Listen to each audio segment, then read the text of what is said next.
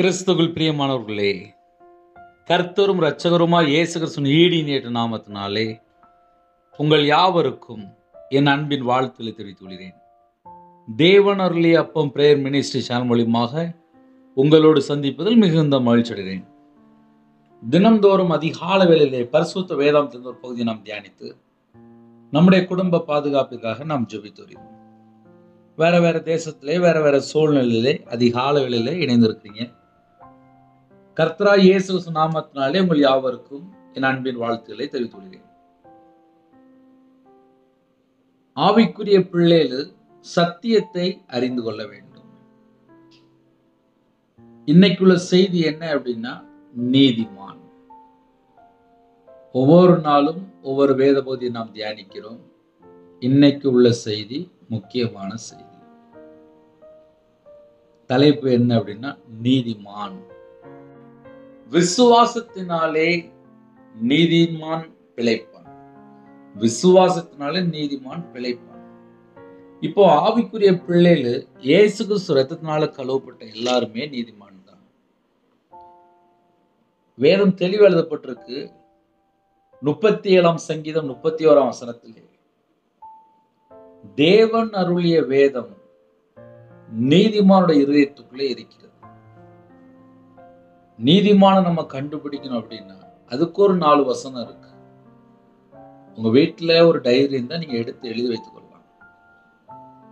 37 சங்கீதம் 31 வசனம். இதே உங்களுக்கு சொல்லித்தரேன் அப்படின்னா, நீதிமானுடைய இருதயத்துக்குள்ள என்ன இருக்கும் அப்படின்னா, தேவன் அருளிய வேதம் இருக்கும். இன்னைக்கு காலை வேளையிலே யாரெல்லாம் இணைந்திருக்கிறீங்களோ, முதல்ல நம்ம எல்லாருமே ஒரு ஜெபம் பண்ணணும். முடிஞ்சா இருக்கிற இடத்துல அப்படியே கண்களை மூடுங்க. முதல்ல ஜெபம் பண்ணணும். ஸ்தோத்திரம்பா, புதிய நாளிலும் நீதிமானை தியானிக்க கர்த்தர் எங்களுக்கு கிருபை தர வேண்டும். இணைந்திருக்கிற குடும்பங்கள் நீதிமானாக்கப்பட்டு அவனுடைய சிரசின் மேலே ஆசீர்வாதம் தங்கி இருக்கணும். எங்களுடைய பாவத்தை மன்னித்து உங்களுடைய ரத்தத்தினால கழுவி சுத்திகரிங்க. யாரெல்லாம் இணைந்திருக்காங்களோ உங்களுடைய ரத்தத்தினால கழுவி நீதிமானா மாற்றுங்கப்பா. நீதிமான் சிரசின் மேலதான் ஆசீர்வாதம் தங்கி இருக்கும் என்று வேதம் சொல்கிறது. இந்த நாளிலும் நாங்கள் வேதத்தை தியானிக்க போயிடும். எல்லாரும் இணைந்திருக்காங்கப்பா. உங்க பிள்ளைகளை உங்களுடைய ரத்தத்தினால கழுவி நீதிமானா மாற்றுங்க. அவங்களுடைய இருதய மனக்கண்கள் திறக்கப்படட்டும். அவங்களுடைய ஆவிக்குரிய கண்கள் திறக்கப்படட்டும். அவங்களுடைய ஆவிக்குரிய காதுகள் திறக்கப்படட்டும். அவங்களுடைய சிந்தனை கிறிஸ்துவோடு இணையப்பட்டும். எங்க இருதயத்துக்குள்ள பிதா, குமாரன், பரிசுத்த ஆவியானவர் நீங்க உங்க பிள்ளைகளோட பேசணும். உங்க கரத்துல இருக்கணும். இயேசு கிறிஸ்து நாமத்தால வானம் திறக்கப்படட்டும். சிங்காசனத்திலிருந்து அப்போ உங்க பிள்ளைகளோட நீங்க பேசுங்க. இயேசு கிறிஸ்து பிதாவே, ஆமென். ஹல்லேலூயா. கிறிஸ்துவில் பிரியமானவர்களே, இன்னைக்கு ஒரு முக்கியமான செய்தி. நீதிமான் தலைப்பு. நீதிமொழிகள் 11 அதிகாரம் 8, 9 ஆகிய வசனங்கள். நீதிமான் இக்கட்டினின்று விடுவிக்கப்படுவான். அவன் இருந்த இடத்திலே துன்மார்க்கன் வருவான். மாயக்காரன் தனக்கு அடுத்தவனை வாயினால் கெடுக்கிறான். நீதிமானோ அறிவினால் தப்புகிறான். நீதிமான் இக்கட்டு நின்று விடுவிக்கப்படுவான். அவன் இருந்த இடத்திலே துன்மார்க்கன் வருவான். மாயக்காரன் தனக்கு அடுத்தவனை வாயினால் கெடுக்கிறான். நீதிமானோ அறிவினால் தப்புகிறான். இன்னைக்கு எடுத்த சப்ஜெக்ட் என்ன அப்படின்னா, நீதிமான். ஒரு மனுஷன் நீதிமானா வாழும்போது ஒரு இக்கட்டான சூழ்நிலை இருக்கா? எனக்கு ரொம்ப பிரச்சனை இருக்கு, ரொம்ப போராட்டம் இருக்கு, நான் என்ன செய்யன்னு தெரியல, புலம்பிட்டு இருக்கிறேனே, ஐயோ அப்படின்னு சொல்லி யாராவது இணைந்திருக்கிறீங்களா? உங்களுக்கு தான் இந்த செய்தி. நல்லா அழகா பொறுமையா கவனிச்சு கேளுங்க. நீதிமான் இக்கட்டு நின்று ரட்சிக்கப்படுவான், விடுவிக்கப்படுவான். அது எவ்வளவு பெரிய பிரச்சனைனாலும் இருக்கலாம், விடுவிக்கப்படுவான். வசனம் எழுதினால் எழுதினதுதான், அதுல யாரும் மாற்றலாம் முடியாது. வசனம் ஜீவனுள்ள வசனம். வானமும் பூமியும் ஒளிந்து போனாலும் என் வார்த்தையில் ஒளிந்து போது அப்படின்னது. என்னோட வார்த்தை நிலைத்திருக்கும். அப்ப கால வேளையில செய்தி என்ன அப்படின்னா, ஐயா, எங்க வீட்டில் எங்களுக்கு ரொம்ப பிரச்சனையா இருக்கியா, ரொம்ப போராட்டமா இருக்கு, ரொம்ப கஷ்டத்துல இருக்கோம். நாங்க வார வாரம் திருவிருந்து எடுக்கிறோம், வார வாரம் நாங்க சர்ச்சுக்கு போறோம், வார வாரம் சர்ச்சில் நாங்க நிறைய வேலை பார்க்கோம், உண்மையா இருக்கோம், நாங்க கர்த்தருக்கு பயந்து வாழ்றோம், நாங்க ரட்சிக்கப்பட்ட பிள்ளைகள் தான், நாங்க அபிஷேகம் பண்ணப்பட்ட பிள்ளைகள் தான்.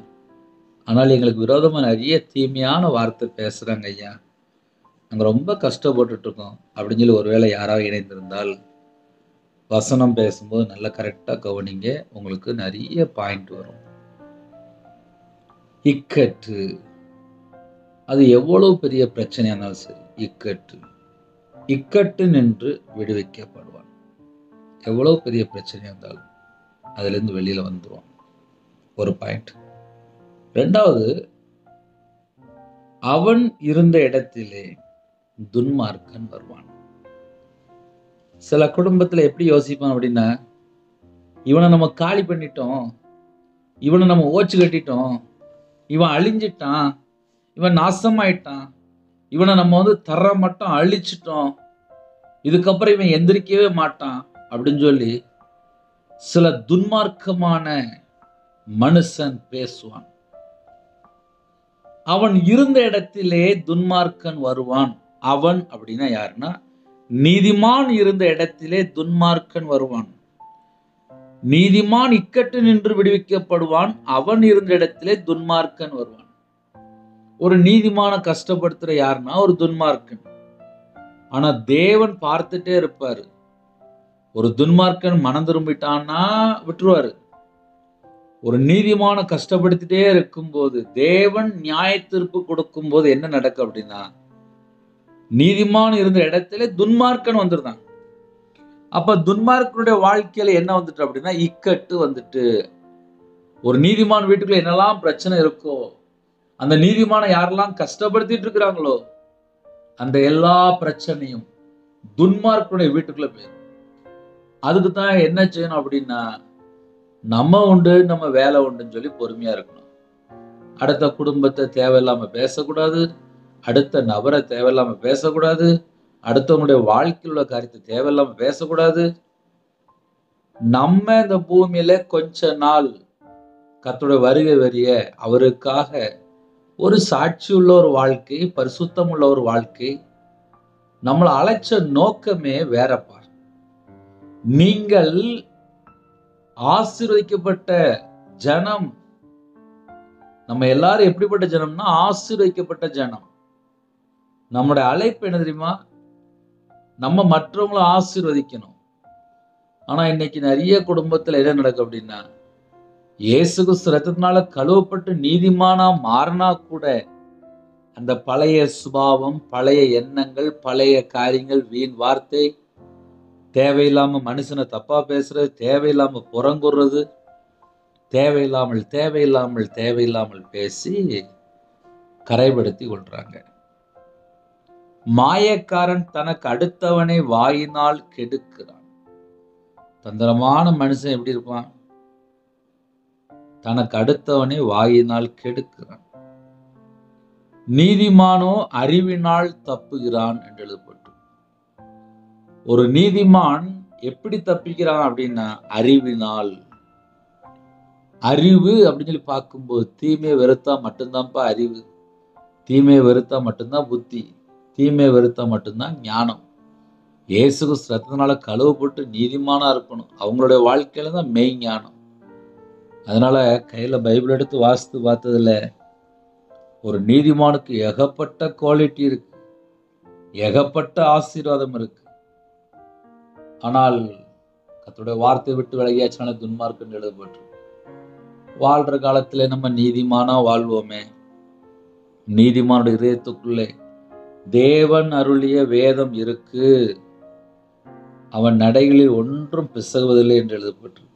அதனால யாரெல்லாம் இணைந்திருக்கிறீங்களோ, நீதிமானா வாழும்போது வரக்கூடிய ஆசீர்வாதங்கள் அநேகம். ஒருவேளை பிரதர் நான் நீதிமானதான் இருக்கிறேன், எனக்கு ரொம்ப பிரச்சனையா இருக்கு பிரதர், நான் அடிக்கடி விழுந்து போறேன் அப்படின்னு ஒருவேளை யாராவது இந்த செய்தி கேட்டால் உங்களுக்கும் வசனம் இருக்கு. நீதிமான் 7 தரம் விழுந்தாலும் திரும்பவும் எழுந்திருப்பான். ஐயா நான் இயேசு கிறிஸ்துனால கழுவப்பட்டு நான் நீதிமானா மாறிட்டேன் ஐயா. ஆனாலும் என்னோட வாழ்க்கையில இந்த பிரச்சனை எனக்கு ஓயாம வந்துட்டு இருக்கு, நான் விழுந்துருந்தேனே அப்படின்னு சொல்லி ஒருவேளை யாராவது கால வேளையில துக்கத்தோடு யாராவது இருக்கிறீங்களா? நீதிமான் 7 தரம் விழுந்தாலும் திரும்பவும் எழுந்திருப்பான், மறுபடியும் எந்திரிச்சிருவான், 7 தரம் விழுந்தாலும் என்று எழுதப்பட்டிருக்கு. அதே போல நீதிமான் அப்படின்னா பயங்கரமா ஆசீர்வதிக்கப்பட்டவங்க. நம்ம நீதிமான குறித்து நம்ம தியானிக்கணும். அப்பந்தான் நீதிமான வாழுங்கள் நமக்கு ஒரு ஆசையே வரும். இதை ஏன் உங்களுக்கு சொல்றேன் அப்படின்னா, 37ஆம் சங்கீதம் 17ஆம் வசனத்திலே நீதிமான்களையோ கர்த்தர் தாங்குகிறார் அப்படின்னு சொல்லி போட்டிருக்கு. என் இதயத்துக்குள்ள அந்த வசனம் எனக்கு ரொம்ப தொடப்பட்டுச்சு. நீதிமான்களையோ கர்த்தர் தாங்குகிறார். நல்லா யோசிச்சு பாருங்க, 24 மணி நேரம் யார் நம்மளை தாங்க முடியும்? நான் சொல்றது புரியுதா? 24 மணி நேரம் யார் நம்மளை தூக்கி எடுப்பா? 24 மணி நேரம் யார் நம்மளை பாதுகாப்பா? 24 மணி நேரம் யார் நம்ம கூட இருப்பா? நீதிமான்களையோ கர்த்தர் தாங்குகிறார் அப்படின்னு சொல்லி போட்டிருக்கு. ஐயா நான் நீதிமான் அப்படின்னு சொல்லி நம்ம வாயில சொல்லியிருந்தோம். இயேசு கிறிஸ்து ரத்தத்தினால கழுவப்பட்ட நீதிமான் சொல்லி நம்ம சொல்லியிருந்தோம், விசுவாசத்துல சொல்லியிருந்தோம். ஆனா அந்த விசுவாசிக்கு எவ்வளவு பெரிய கிஃப்ட் வச்சிருக்காரு தெரியுமா? அந்த கிஃப்ட் எல்லாம் நம்ம கையில பைபிள் எடுத்து நம்ம தியானித்து பார்த்தால் அவ்வளவு சந்தோஷமா இருக்கு. நீதிமானுடைய வேர் தான் கனி கொடுக்கும்.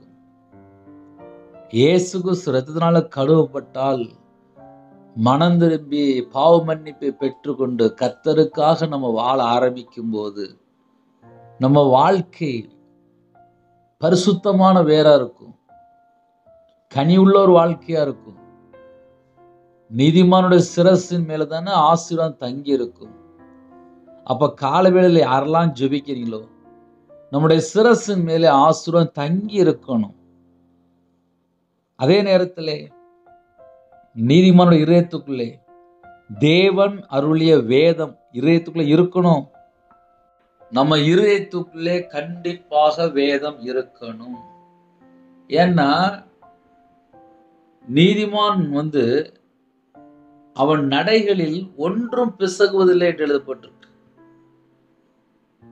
என் இதயத்துக்குள்ள வேதம் இருக்கும்போது என் நடையில ஒன்றும் பிசகுவதில்லையா. கர்த்தர் எப்படி நம்மளை பாதுகாக்கிறார் அப்படின்னா, நம்ம இருதயத்துக்குள்ள வசனத்தை தந்து. இன்னைக்கு நிறைய குடும்பத்துல என்ன பிரச்சனை நடக்கும் அப்படின்னா, கையில பைபிள் எடுத்து வாசிக்கவே மாட்டேங்காங்க. எனக்கு என்ன செய்யணும் எனக்கும் தெரியல.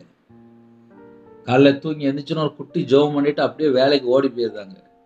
கேட்டா பைபிள் வாசிக்க நேரம் இல்லைங்கிறாங்க. பைபிளை கையில எடுத்து வாசதுன்னா உங்க கூட என்ன பேசுறேன்னு சொல்லி தெரியும், என் கூட என்ன பேசுறேன்னு சொல்லி எனக்கு தெரியும்.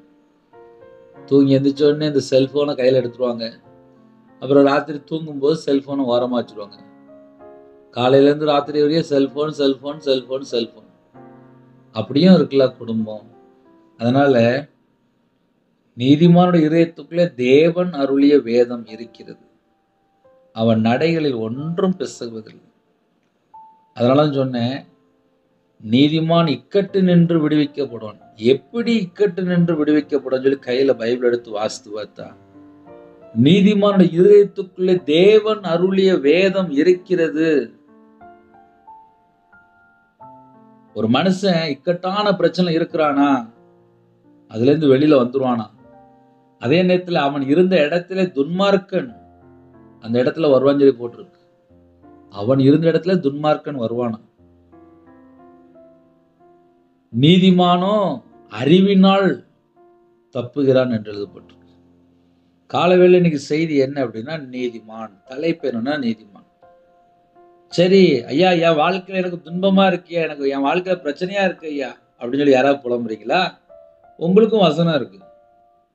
34ஆம் சங்கீதம் 19 வசனத்துல இருக்கு, நீதிமானுக்கு வரும் துன்பங்கள் அநேகமா இருக்கும் சொல்லி போட்டிருக்கு. இப்ப என் வாழ்க்கையிலாம் நான் துன்மார்க்கனாவும் வாழ்ந்திருக்கேன், இயேசு கிறிஸ்து ரத்தத்தினால கழுவப்பட்ட பின்பா என்னுடைய வாழ்க்கை எப்படி இருந்துச்சு, என்னுடைய பழைய வாழ்க்கை எப்படி இருந்துச்சு, கர்த்தரை விட்டு தள்ளி போய் விக்கிரத்திலே மாந்திரியத்திலே மனுஷனை நம்பி பின்னாடி ஓடும்போது என்னுடைய வாழ்க்கை எப்படி கொடூரமான ஒரு வாழ்க்கையா இருந்துச்சு, மெய்யான தேவனை தொழுது கொள்ளும் போது என்னோட வாழ்க்கை எப்படி தேவன் ஆசீர்வதிச்சார், அதே நேரத்தில் கர்த்தருடைய வார்த்தை விட்டு வழி விலகும் போது என்ன சிக்ஷை வருது, என்ன உபத்திரம் வருது, என்ன பாடு வருது, என்ன சோதனை வருது, எல்லாமே பைபிள்ல அழகா எழுதப்பட்டிருக்கு. அதனால யாரெல்லாம் இந்த செய்தியை கேட்கிறீங்களோ, நீதிமானுக்கு வரும் துன்பங்கள் அநேகமாயிருக்கும். அப்படின்னா பிரதர் காலையில நீங்க என்ன சொல்ல வரீங்க அப்படிம்பீங்க. ஒரு நீதிமான் அப்படின்னு சொல்லி நம்ம எடுக்கும்போது, சப்ஜெக்ட் எடுக்கும்போது வசனத்துல என்ன எழுதப்பட்டிருக்கோ அதுக்கு அப்படியே சொல்றதுதான் ஊழியக்காரங்க. நீதிமானுக்கு வரும் துன்பங்கள் அநேகமாயிருக்கும். நீதிமானுக்கு துன்பம் வராதுன்னு சொல்லி பைபிள் எழுதப்படலை. நீதிமானுக்கு வரும் துன்பங்கள் அநேகமாயிருக்கும். அப்படின்னா என்ன அர்த்தம் அப்படின்னா, 24 மணி நேரம் வாழ்க்கையிலே நீதிமான்களையோ கர்த்தர் தாங்குகிறார் என்று எழுதப்பட்டிருக்கு. ஆனா நீதிமானுக்கு வரும் துன்பம் அநேகமா இருக்கும் அப்படின்னா என்ன அர்த்தம் அப்படின்னா, கர்த்தர் அவைகள் எல்லாவற்றிலும் நின்று அவனை தப்புவிக்கிறார், விடுவிக்கிறார். ஹல்லேலூயா.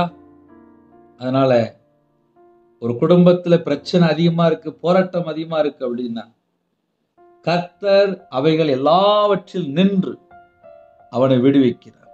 இந்த கால வேளையில யாரெல்லாம் இணைந்திருக்கிறீங்களோ, எந்த சூழ்நிலையில இணைந்திருக்கிறீங்களோ, மனுஷனுக்கு வேணா தெரியாம இருக்கலாம், ஆனா தேவனுக்கு தெரியும். தேவனுக்கு தெரியும். எல்லா சூழ்நிலையும் விடுவிப்பார், விடுவிப்பார். ஒருவேளை என் வாழ்க்கையில ரொம்ப சோதனையா இருக்கு அப்படின்னா, அந்த எல்லா பிரச்சனையும் தேவன் வெளியில கொண்டு வருவார். அதனால காலவேளை இணைந்திருக்கிற குடும்பம் சந்தோஷமா இருக்கணும், அது தேவன் எதிர்பார்க்கிறார். நீதிமானை ஒருபோதும் தள்ளாட ஒட்டார்.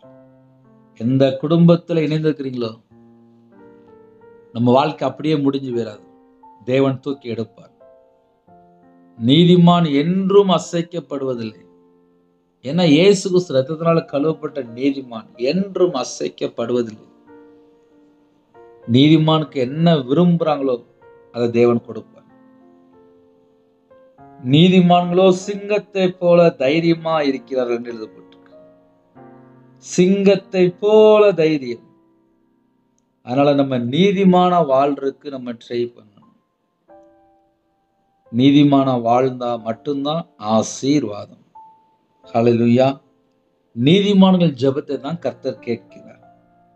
இன்னைக்கு நிறைய குடும்பத்துல ஏன் ஜெபம் கேட்கப்படாம இருக்கு அப்படின்னா, துன்மார்க்கமா வாழ்ந்துட்டு ஜெபம் பண்ணா ஜெபம் கேட்கப்படாது.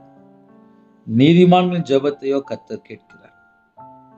காலவேளையிலே இணைந்திருக்க எல்லா குடும்பமும் ஆசீர்வதிக்கப்படும். நீதிமானோ நெருக்கத்தினின்று நீங்குவான்.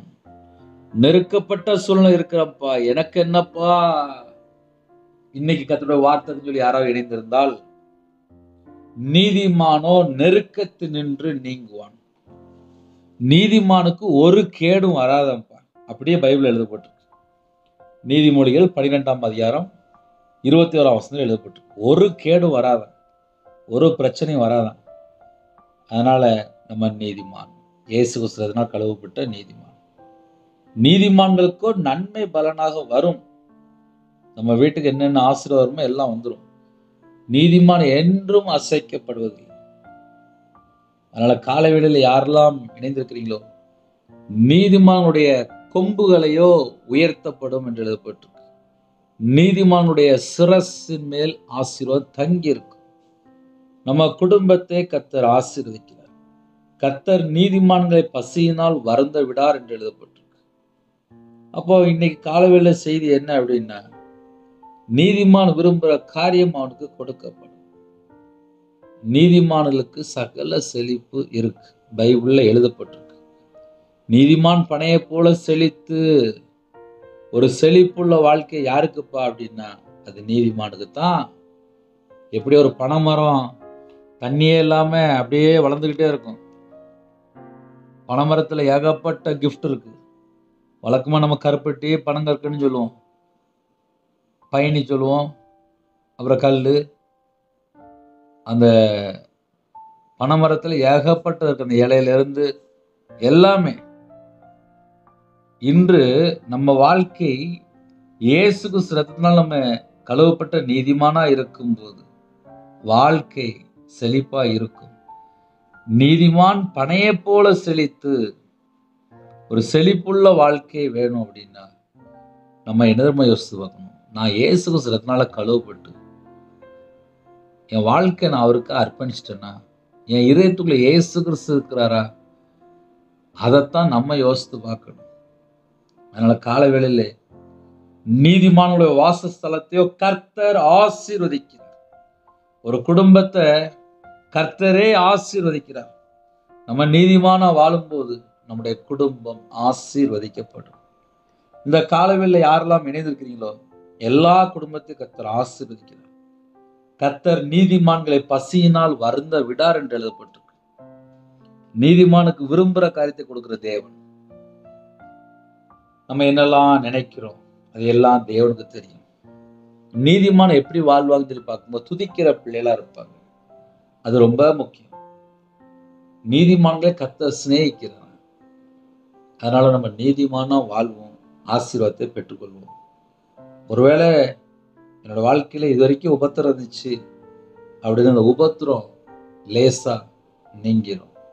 நம்ம ஒரே ஒரு வார்த்தை கேட்போம், உங்க ரத்தத்தினால கழுவி என்னை நீதிமானா மாற்றி என்னை ஆசீர்வதிங்கப்பா. அதை நம்ம கண்டிப்பா எல்லாரும் கேட்கணும். ஏன்னா நீதிமான் எப்படி போடுது அப்படின்னா, நீதிமான்களுடைய பாதை நடுப்பகல் வரைக்கும் அதிகமாய் பிரகாசிக்கிற சூரிய பிரகாசம் போல் இருக்கு. ஒரு வாழ்க்கை எப்படிப்பா இருக்கு அப்படின்னா, வெளிச்சம் உள்ள ஒரு வாழ்க்கை. அதெல்லாம் கிறிஸ்துவுக்குள்ள இருக்கும்போது தான். இன்னைக்கு வாயை திறந்தாலே பொய் பேசுறாங்க, அடுத்த குடும்பத்தை ஏமாத்துறாங்க, தந்திரமா வேலை பார்க்காங்க, மாயக்காரனா இருக்காங்க, அடுத்த வீட்டை எப்படி கொள்ளையடிக்கலாம். நீதிமான் அப்படிலாம் இருக்க மாட்டான். நீதிமான் அப்படின்னா யாரு பிரதர் அப்படின்னா, பொய் பேச்ச வெறுப்பான. இன்னைக்கு நிறைய குடும்பத்துல வாயை திறந்தா, அதாவது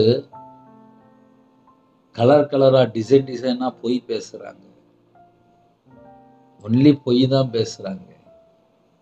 உண்மை உள்ள மனுஷன் தான் பரிபூர்ணமான ஆசீர்வாதத்தை பெறும். ஆசீர்வாதத்தை பெற்றுக்கொள்ளணுமா? உண்மையா இருங்க, கண்டிப்பா குடும்பத்தை ஆசீர்வதிப்பார். அதிகால வேளையிலே நிறைய வசனத்தை நம்ம தியானிச்சோம். நீதிமானுக்கு வரும் துன்பங்கள் அநேகமாயிருக்கும் சொல்லி சொன்னேன். ஆனாலும் அவைகள் எல்லாவற்றிலும் கர்த்தர் கூட இருந்து அவனை விடுவிப்பார். நம்முடைய தேவன் விடுவிக்கிற தேவன். எனக்கு இக்கட்டான சூழ்நிலை இருக்கு, அதுல இருந்து கர்த்தர் வெளியில கொண்டு வந்துருவார். நீதிமானோ அறிவினால் தப்புகிறான். கர்த்தருடைய பிள்ளைகள் யார்கிட்ட பேசணும், எப்படி பேசணும், ஏன் பேசணும், எதுக்கு பேசணும், எல்லாமே நம்ம யோசித்து பார்க்கணும். நிறைய குடும்பத்தில் இணைந்திருக்கிறீங்க. ஒருவேளை கடன் பிரச்சனையா இருக்கலாம், குடும்ப பிரச்சனையா இருக்கலாம், வாழ்க்கை பிரச்சனையா இருக்கலாம். அண்ணே நீ ஏமாத்திட்டாங்கண்ணே, என் குடும்பத்தில் நான் ரொம்ப கஷ்டப்படுறேன், என்கிட்ட காசு பணம் இல்லாமல் இருக்கிறதுனால, நான் கடனில் வாழ்கிறதுனால என் குடும்பம் ஃபுல்லாக நீ ஒதுக்கி வச்சுட்டாங்க அப்படின்னு கூட ஒருவேளை இணைந்திருக்கலாம். நம்ம ஒரு ஜெபம் கண்டிப்பாக பண்ணணும். எப்படிமா? உங்கள் ரத்தத்தினால என்னை கழுவி சுத்திகரிங்கப்பா. இயேசு கிறிஸ்து ரத்தம் சகல பாவங்களையும் நீக்கி சுத்திகரிக்கும். இயேசு கிறிஸ்து ரத்தம் சகல பாவங்களையும் நீக்கி சுத்திகரிக்கும். பாவங்கள் மன்னிக்கப்பட்டாதான் நம்ம நீதிமான். பாவங்கள் மன்னிக்கப்படணும், மனம் திரும்பணும், பரிசுத்தமா வாழணும், நீதியை பின்பற்றணும். கேட்போமா? ஒரு சின்ன ஜெபம் பண்ணி முடிச்சிருவோமா? கண்களை மூடி நாம் ஜெபம் செய்வோம். அன்பின் கர்த்தாவையும் நன்றியோடு துதிக்கிறோம்ப்பா. உங்க கரத்துல அர்ப்பணிக்கிறோம்ப்பா. உங்க பிள்ளைகளோட வாழ்க்கையில எந்த சூழ்நிலை தேவனுக்கு தான்ப்பா தெரியும். எல்லாரோடும் நீங்க பேசுனீங்கப்பா. உங்க பாதத்துல அர்ப்பணிக்கிறோம்ப்பா. எங்க வாழ்க்கையில கர்த்தரை விட்டு நாங்க எங்கெல்லாம் தள்ளி போனோமோ அந்த குறைகளை மன்னிச்சுங்க. இந்த நாளிலும் எல்லா குடும்பத்தையும் உங்களுடைய கிருபையினால் நிரப்புங்க. உங்களுடைய ரத்தத்தினால கழுவி சுத்திகரிங்க. உமக்கு பிரியமானபடி வாழ என்னோட ஆவி, ஆத்துமா, சரீரம், சிந்தனை, நினைவு எல்லாம் அர்ப்பணிக்கிறோம். கத்தர் கூட இருக்கணும்ப்பா. வேலை அடைங்கப்பா. ஜெப அபிஷேகம் தாங்கப்பா. சத்துருக்களை மேல அபிஷேகம் தாங்கப்பா. ஜெபிக்கிற பிள்ளைகளா இருக்கணும்ப்பா. துதிக்கிற பிள்ளைகளா இருக்கணும்ப்பா. வேதத்தை தியானிக்கிற பிள்ளைகளா இருக்கணும்ப்பா. கிருபை தாங்கப்பா. கிருபை தாங்கப்பா. கிருபை தாங்கப்பா. எல்லா குடும்பத்தையும் ஆசீர்வதிங்க. பிறந்த நாள் கொண்டாடுறாங்க, திருமண நாள் கொண்டாடுறாங்க. கத்தர் கறந்துட்டு ஆசுரிங்க. அப்பத்தின் தண்ணி ஆசுரிங்க. கையின் கிரியில் ஆசுரிங்க. அவங்களோட வம்சத்தை ஆசுரிங்க. அவங்களோட சிரசு மேல ஆசீர்வதிங்க. கால வேளையிலே பிறந்த நாள் கொண்டாடுறாங்க. இந்த குடும்பம் ஆசீர்வதி. கற்பத்தினியா ஜெபிக்கிறாங்க. கத்தர் மனம் இறங்கி ஆசுரிங்க. மாசமா இருக்காங்கப்பா. கத்தர் ஆசீர்வத்தை கிருபைக்காக நன்றி. டெலிவரி போட்டுப்பாங்க. பரம வைத்தியர் கூட இருங்கப்பா. உங்க பிள்ளைகளோட கத்தர் புறப்பட்டு போங்க. நார்மல் டெலிவரி ஆகிட்டாங்க. திருமண வயசுல அப்பா திருமணம் முடியாமல் இருக்கு. ஏற்ற துணையை தாங்கப்பா. ஏற்ற துணையை தாங்க. கத்தர் கூட இருங்க. வேற வேற நாட்டுக்குள்ளே வேற வேற சூழ்நிலையில இணைந்து இருக்காங்க. எல்லாரையும் கத்தர் கறந்து விட்டு ஆசீர்வதிக்கணும். வெளிநாட்டுல இருக்காங்க. அவங்க இருக்கிற இடத்துல பாதுகாப்பு தாங்க. திருமணம் முடிந்ததுக்கு அப்புறம் பல காரியத்துல குழப்பம், கோர்ட்டு கேஸ் சொல்லி போயிட்டு இருக்காங்கப்பா. அந்த குடும்பத்துக்குள்ளே கத்தருடைய கரம் கூட இருக்கணும்ப்பா. கத்தர் கூட இருந்து ஆசீர்வதிங்க. எத்தனையோ குடும்பத்துல துரோகம், ஏமாந்து இனி ஏமாத்திட்டாங்களே அப்படின்னு சொல்லி கண்ணீரோடு ஜெபிக்கிறாங்கப்பா. அந்த குடும்பத்துக்கு ஒரு சமாதானத்தை தாங்க. தேவன் அருளி அப்போ மினிஸ்டரமா இணைந்திருக்கிற எல்லா குடும்பமும் இயேசு கிறிஸ்து ரத்தத்தினால், இயேசு நாமத்தினால் ஆசீர்வதிக்கப்படட்டும். இந்த நாளை பொறுப்படுத்துங்க. டிரைவிங் லைன்ல போறாங்க, காலை வேளையில வியாபாரத்துக்கு போறாங்க, கம்பெனிக்கு போறாங்க, விவசாயத்துக்கு போறாங்க. காலை வேளையில வாட்ச்மேன் ஜெபிக்கிறான், செக்யூரிட்டி ஜெபிக்கிறான், போலீஸ் ஆபீஸ் ஜெபிக்கிறான், ஆர்மியில ஜெபிக்கிறான், அதிகாரிகள் ஜெபிக்கிறான், தலைவர் ஜெபிக்கிறாங்க. எல்லாரையும் கர்த்தருடைய கரத்துல இருப்பீங்க. கர்த்தர் கூட இருந்து பாதுகாத்துங்க. காலை வேளையிலே சில குடும்பத்துல பலவீனத்தோடு படுத்த படுக்கையில இருக்காங்கப்பா. வயசாயிட்டு ஹாஸ்பிட்டல்ல இருக்காங்க, ஐசியூல இருக்காங்க, இங்க பெட்டில் இருக்காங்க. ஸ்கேன் ரிப்போர்ட் இப்படி வந்திருக்கு. டாக்டரால் கைவிடப்பட்ட நிலைமை. வயசாயிட்டு பலவீனம், பல சூழ்நிலை இணைந்திருக்காங்க. யாரெல்லாம் இணைந்திருக்காங்களோ எல்லா குடும்பமும் உம்முடைய தளமுள்ள கரத்தினால தொட்டு சுகமாக்கித்தாங்க. உம்முடைய தளமுள்ள கரத்தினால தொட்டு சுகமாக்கித்தாங்க. எங்களுடைய பலவீனத்தை சிலுவையில சுமந்தவரே, எங்களுடைய நோய்களை சிலுவையில சுமந்தவரே, உண்மை அழைக்கிறோம்ப்பா. உம்முடைய தளமுள்ளால சுகமானீர்கள் என்று வேதம் சொல்லுங்க. யாரெல்லாம் ஜெபிக்கிறோம் அவங்களோட அக்கிரமத்தை, அவங்களோட பாவத்தை எல்லாம் மன்னித்து குணமாக்குங்கப்பா. உம்முடைய தளமுள்ள கரத்தினால தொட்டு சுகமாக்கித்தாங்க. இந்த நாளை எங்களுக்கு ஆசீர்வதித்தான். கடன்ல கஷ்டப்படுகிற குடும்பத்தை கர்த்தர் சந்தித்து இந்த நாளுக்குள்ள தேவைகளை உங்க பிள்ளைகளோட கூட இருந்து எல்லா உபத்திரத்திலிருந்து வெளியில கொண்டு வாங்க. கர்த்தருடைய கரம் பிள்ளைகளோட கூட இருக்கட்டும். அப்பா நீங்க கூட இருந்தா மட்டும்தான்ப்பா எங்களுக்கு பாதுகாப்பு. சிறு பிள்ளைகள் முதல் கொண்டு முதியோர் வரை எல்லாரையும் கர்த்தர் பாதுகாத்து கொள்ளுங்கப்பா. எங்க வாழ்க்கையில நாங்க கர்த்தரை விட்டு எங்கெல்லாம் தள்ளி போன அந்த பாவத்தை மன்னிச்சிருங்கப்பா. மன்னித்து ஒவ்வொரு குடும்பத்தையும் ஆசீர்வதிங்க. உங்க நாம மட்டும் மேம்படட்டும். அப்பிரயோஜனமான ஊழியக்காரன்ப்பா. இன்னைக்கு யாரெல்லாம் இணைந்துருக்காங்களோ அவங்களுடைய தேவைகள் எல்லாம் கர்த்தர் சந்திச்சிருங்கப்பா. கர்த்தர் பொறுப்படுத்துங்க. உங்க நாம மேம்படட்டும். துதிகன மகிமையெல்லாம் உமருகே செலுத்திடும். இயேசு கிறிஸ்துவின் பிதாவே ஆமென். தேவனுக்கே மேம்படாதாங்க. கர்த்தர் தாமே உங்களை உங்க குடும்பத்தில் சகல காரியத்திலும் சம்பூர்ணமா திருப்தியா கர்த்தர் கூட ஆசீர்வதிப்பாராக. ஆமென். கர்த்தராகிய இயேசு கிறிஸ்து கிருபையும் பிதாவாகிய அன்பும் பரிசுத்தருடைய ஐக்கியமும் இப்பொழுதும் எப்பொழுதும் சதா காலங்களிலும் நம்ம அனைவரும் கொடுப்பதாக. ஆமென். God bless you.